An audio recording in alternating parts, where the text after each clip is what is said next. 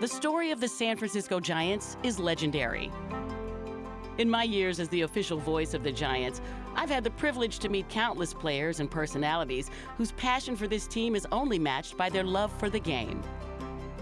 Their stories are intertwined within the fabric of this team's history. They are forever Giants.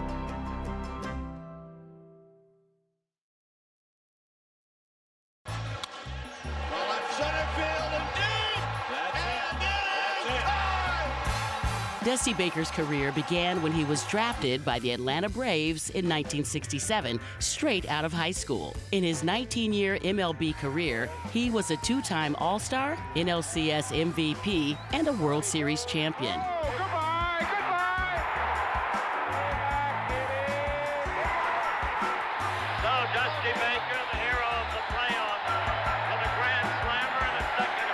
He stood in the on-deck circle as teammate Hank Aaron hit home run number 715 to pass Babe Ruth. Years later, he watched Barry Bonds chase the record as manager of the San Francisco Giants. His 20-year managerial career was filled with highs and lows, but the three-time National League Manager of the Year will always be remembered in San Francisco as a forever Giant. Well, here we are once again at the beautiful Toomey Cellars in Calistoga. I am so thrilled to be joined by my dear old friend, forever Giant, Dusty Baker. Dusty, thank you so much for joining me for this show. Well, Renel, hey, anytime. Anytime Renel calls, Dusty comes. I love that. Yeah. Let's go back to you being drafted by the Braves, and I know that Hank Aaron was your hero long before you even met him. And tell me about what he meant to you as a youngster, as you were looking up to him, and then being able to have him mentor and really become a father figure for you. Well, you know, he was kind of hard on me. I was probably deserved it, but you know, he would tell me stuff, and and he asked me, did I understand? And I'd say, yeah, all the time, and he'd say, no, you don't. He just said, hey, boy. Just recall what I tell you. Just keep it in your mind, and someday you might be able to use it. And there are a number of things that have happened in my career and in my life that he told me. And I mean, I was so fortunate to have him in my life. I mean, we just hung out up here at one of the wineries up here a couple weeks ago. And, not only was he knowledgeable about baseball, he was knowledgeable about life, and he wasn't gonna tell you something that wasn't good for you.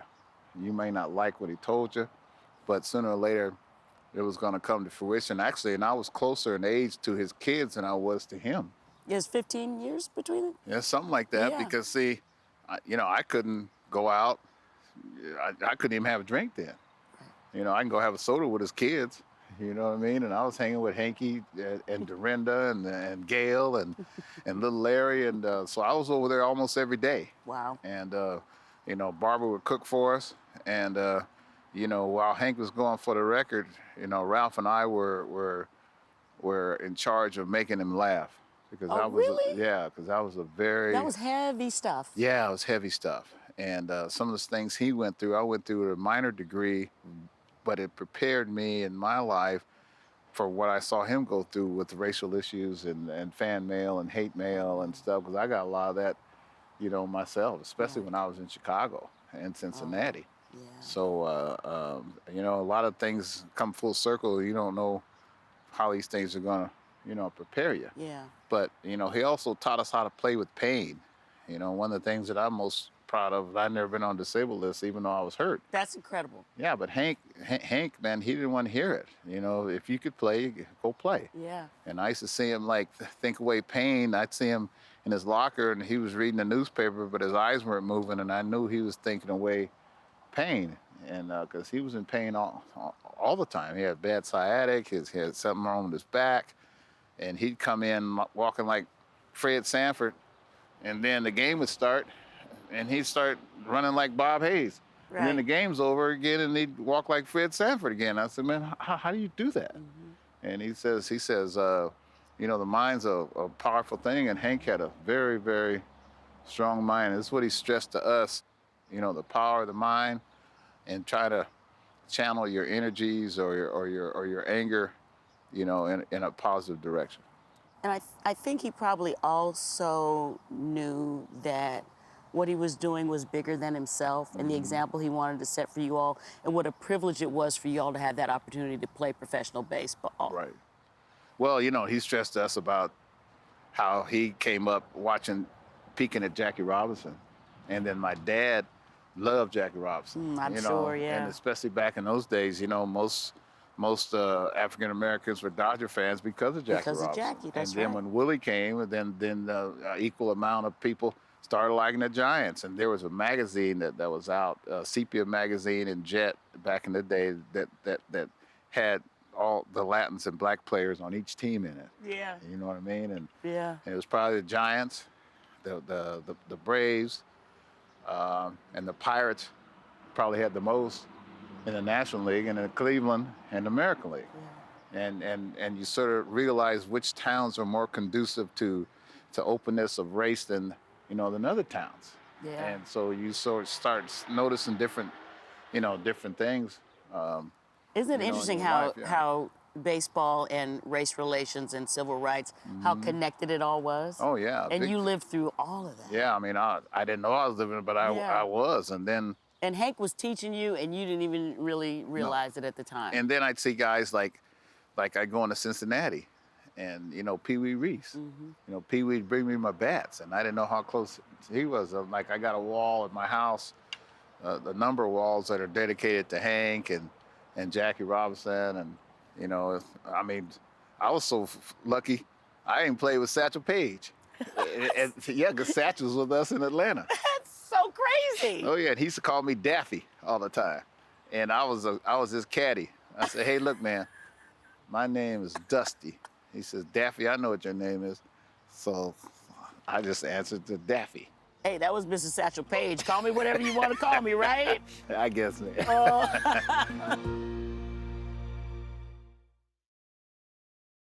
Okay, Dusty, we have to talk about that moment in baseball history.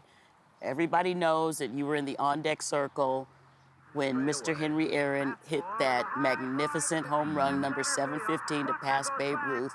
And like you said, you had watched that whole journey with him. The season before, and the whole journey on the march to breaking the record, and saw how he dealt with all of the racism and the hate mail with. I mean, we watched him deal with it with such class and grace. We have no idea the extent of it. But you were in the on-deck circle. If you can, walk me through that moment. Well, it was a very cold night in April. Cold. I mean, colder than I'd ever been in Atlanta. And so Hank told me, he says, hey, I'm going to get it over with right now. He told you that? Yeah, he said, I'm going to get it over with right now. I said, well, he had told me this before, but he was trying to teach me some things. Sure. Which I didn't know he was teaching me. He'd say, man, this guy's going to throw me a slider away. I'm going to hit it over here. He's going to throw me this pitch, that pitch. So he just says, hey, I'm going to get it over with right now. So I said, okay, Hank. And so he hit it. And I didn't run to the plate because that was his moment. Right. That's just how I was raised. And so Hank came around, and, then everybody jumped on him, and I was like, I was so happy. And then they stopped the game. His family came down. Everybody came down on the field. And they stopped the game for about, 25, 30 minutes. Oh. And then I'm up next. Yes. I'm up to bat, and I hear all these seats clanking. And I'm like, what the heck where's everybody going? I turn around, everybody's leaving. So I said, hey, man, you're not going to watch me hit? I guess not. So I tried to hit a home run, right? For Hank. Right. And I ended up hitting a double, and And nobody saw it. Nobody saw it. Everybody was leaving. I swear it's the truth. I'd have left too if I wasn't hitting, because it was cold out there that night. Wow. Well, can you remember the energy of the fans in that moment? Yeah. Because, I think about Barry's home run chase and, the cell phone cameras out and everything. Oh, yeah, except there weren't any cell phones. No. But I'll tell you, I've been so fortunate. Man, I've had some great players, and to live, through Hank's chase and to be the manager and live through Barry's chase. And, when I think of Barry, Hank and Barry have so many similarities in that they have great vision. I mean, they see things that most people don't see. Yeah. I mean, if they put their mind to it and they worked hard, they worked exceptionally hard. That's the thing, the discipline and the Yes. work ethic, yeah. I mean, I'd go play basketball, Ralph Gower and I, that was our training. Hank would run the whole time with a medicine ball around the gym. Barry was the same way. I mean, people think Barry was a natural. Barry worked hard. He worked hard. He worked so hard but he didn't want anybody to know he was working hard. Right, now you're revealing all, you're busting it out now. No, that's okay. Barry wanted everybody to think he was just natural. But Barry would work out in the morning. Right. And then come in and sleep. And then people like, man, Barry, how can you do that? And then you'd say, you know, Barry, wake up, man. And then Barry, go brush your teeth, run out in the field. First pitch he saw, he hit a home run. Boom. Right. That was the dangest thing that I think I had ever seen in my life. Right. Yeah, and like I said, Barry and Hank, you know, they have a lot of similarities, especially their anticipation, their vision. That hand-eye coordination was ridiculous. Yeah, it was. And their discipline. And students of the game as well. I mean, Barry and Hank, they knew what was coming almost all the time. And see, the amazing thing of both of them, see, they didn't watch a lot of film.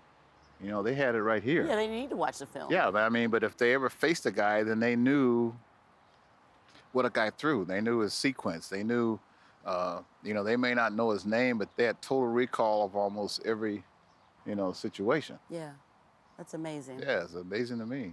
So what was it like for you to manage Barry, who was so naturally gifted as well as a hard worker? Well, I mean, it was great managing Barry. It was challenging. I ain't gonna lie to you sometimes. Right. That's what I'm trying to get to. Yeah. I mean, hey, he's like a thoroughbred.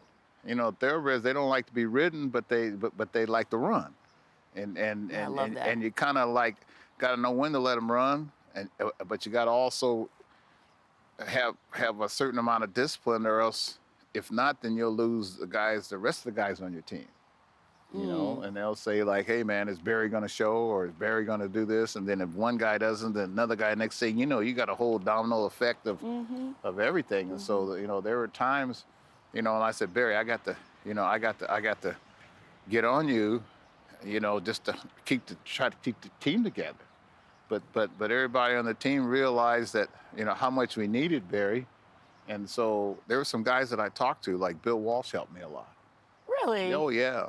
Al Addles helped me a lot. Oh, wow. Oh, yeah. And then when I asked them, hey, man, I'm having a little trouble, with this or that, or how do I do it? And then they would tell me, they say, hey, man, you got to bend some, but don't break. You can bend the rules, but don't break the rules. And it's so. It's a fine line to walk, huh? Man, is it?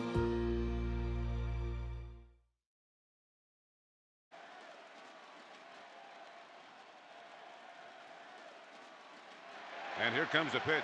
Lofton sends a fly ball. Well hit, right field. Salmon way back, looking up.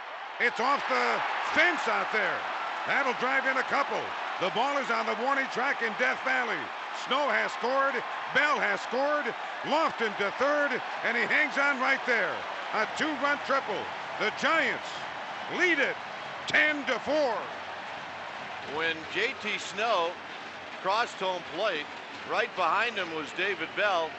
Little Darren Baker was standing very close to behind home plate. And J.T. Snow picked him up and carried him out of there before David Bell, who could have possibly run him over. J.T. Snow, who has a little one at home himself, recognized the situation right away and got little Darren out of there. All right, so what I did not know about that night when JT scooped him up and brought him to safety was that your mother had a premonition prior to that game. Oh, yeah. Please tell this story. Yeah, well, right before the game started, she goes, son, whatever you're going to do tonight, don't let Darren be the bad boy. I got a bad feeling. I said, Mom, okay, Mom. I said, he's been a bad boy like 40 times, 50 times. Nothing's ever happened. So he went out there, got the bat, almost got run over. Was your heart, I mean, when you saw that happen? Well, I wasn't that alarmed, really, because it wasn't that close, but JT had him. Yeah. And then David Bell, and then I got a picture on my wall where everybody involved signed it. David Bell on that photo, the umpire, Benjamin Lena. Oh, yeah. So, wow. like he doesn't even remember it. I read that he said Yeah, that, he doesn't even well, we remember. were all horrified and terrified and scared to death. Yeah, I know. Now, talk about another full circle moment. You had a season with us as a special advisor. Talk to me about making that decision. I know you wanted to make sure you would still be able to watch your son play Right. baseball. Well, that was number one. Yeah. You know, because I got to see him play more this year than I have in his whole life combined, all the games this year. Wow. And, you know, I had talked to Brian, so we talked, and I said, hey, the only thing is, you know, can I have the freedom to watch my son play? Because he was playing in the Cape Cod League this summer, so I would try to arrange wherever he was playing that I could have a shorter route to go watch him. And then it's a little bit different watching up there in the stands. The game's a lot slower up there than it is down and it looks a lot easier. Yeah. So I have to really, really be careful not to be, you know, too critical up there. You've had to make your own adjustments up there, Yes, I have. Yeah. And I've had to make my own adjustments as far as, like, you know, my player evaluation.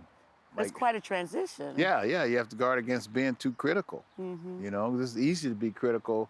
Or case in point, I remember when I first started managing, Stan Javier missed a ball with bases loaded in Montreal with 2 outs. All the runs scored, we ended up losing. So I was about to get upset, but then I remembered I missed the same ball with bases loaded in Montreal about 15 years before that. The same ball. Get out. And I started opening my mouth, and if I had a flashback, he said, man, you got something? You gonna tell me something? I said, no, man. I can't remember now what it was. That's great. So I love those guys. They kept me young. Yeah. You know that. I mean, my son keeps me young. Yeah. Well, they loved you too, Dusty, as did the fan base, and they still do. But they loved you. And Ellis Burks said that all the players love playing for you. And I know you said you didn't want to be. He's one of my favorites, Ellis Burks. Yeah. Oh yeah. I know you said you didn't want to be a star manager because you played for one. No, I didn't want to be a star manager. Sorta. Yeah. But are you okay with being a players manager because they love playing for you? Yeah. Whatever that is. I mean, to me. I've had people say, "Hey, you're a player's manager. What's the opposite of a player's manager?" That's true. Nobody can ever tell me what the opposite is. That's if you true. can tell me what the opposite is, then I'll say, okay. To me, there's only one way. Right. The right way. I did want to talk about. You don't mind if I have a drink, do you? I'll join you. There you go. As we talk about your baby boy, who's not a baby anymore. Don't call him that. He don't like to call him that. I know. He's like you. I'm a grown man now, right? Yeah. He's like you when his you were his mama calls age. him boo-boo and all this stuff. He's You like, don't Mom. want that. No. He don't want that. So did he of course he grew up in the game, but Yep. did he always want to pursue a professional baseball career? Did you encourage that? Did you support that? How did this happen for him? I didn't encourage it. It was presented to him. It was there. You know what I mean? And so even when he's a kid, you can sort of tell a kid that loves ball. You just roll a ball to him. Yeah, and how they respond to it. Yeah. Just roll a ball to him, and if he can make up games and throw it up against the wall or bounce it or whatever it is, and he was always with that ball. And he wanted to be Barry Bonds. I got pictures of him copying Barry's fall through. He knew everybody's swing. He knew Sheffield. He knew Griffey. He knew as a little one. Oh, That's yeah. amazing. Yeah, and I mean, he'd go in Safeway or the airport. He'd slide on into the check stand. I'm like, oh Lord have mercy. And so there go Dusty's kid again. Honest, he was always running.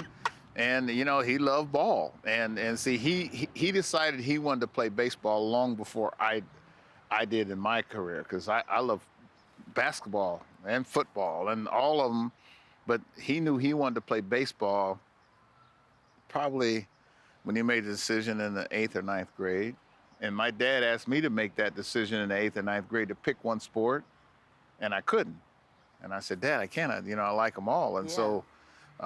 Like I said, I just presented it to him. I didn't want to force him to do anything. He wants to play baseball. He's always wanted to play baseball. And he's been lucky where he's been around the dugout, the clubhouse, Barry Bonds and Griffey and Sosa. That was his education. Yeah.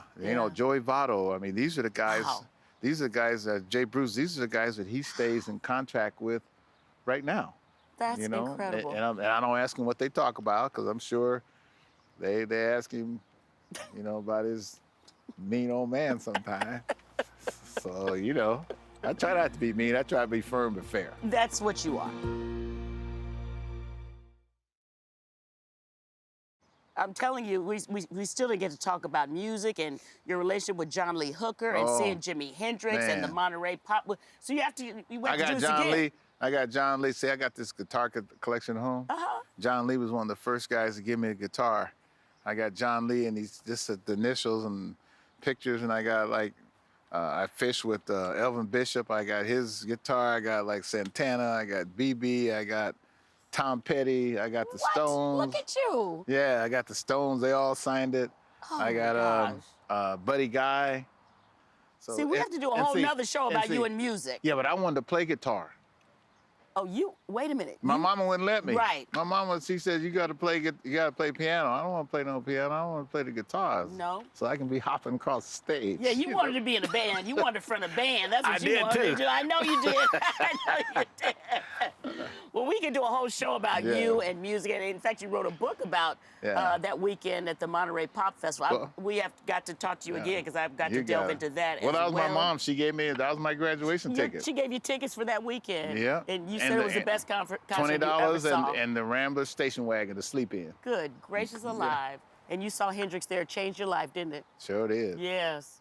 Yeah, we got to do a whole different show, Dusty, the man, and the music. And I just want to thank you so much. This has been such a treat for me. And really, you need to write a memoir. You need to write an autobiography. And then we need to produce a movie. I've already got Michael B. Jordan or Chadwick Boseman. Are you with me, crew? To star in the film of your life, because it's extraordinary. And thank you for sharing just a little bit of it with me today. You got it. Give it up for Forever Giant, the great Dusty Baker, everyone. No, give me something. You the greatest. You know it, girl. Thank you. We didn't come a long ways, ain't we? Yes, we have. A long way. And thank you for always having my back. All right. Thank you, Dusty. All right. Cheers. Cheers. Yes. No That's sense, how we like to wrap our shows. no sense wasting it. No sense at all.